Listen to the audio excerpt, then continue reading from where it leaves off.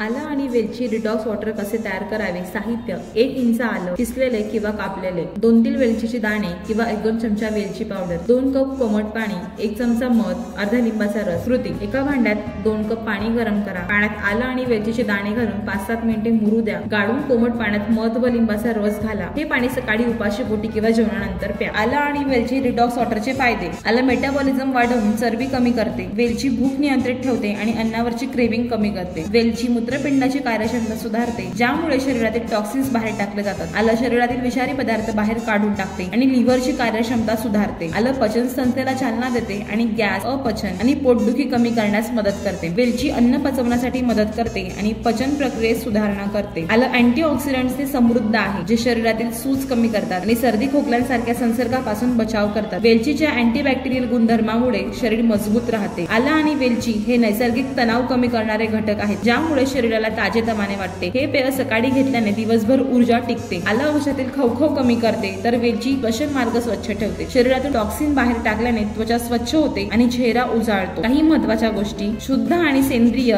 साहित्य वापरा। रोज सकाळी उपाशीपोटी हे पेय घेतल्यास अधिक परिणामकारक ठरते। जास्त प्रमाणात वापर टाळा, कारण आलं जास्त घेतल्याने पित्ताचा त्रास होऊ शकतो। गर्भवती किंवा रक्त पातळ करणारी औषधे घेत असल्यास डॉक्टरांचा सल्ला घ्या।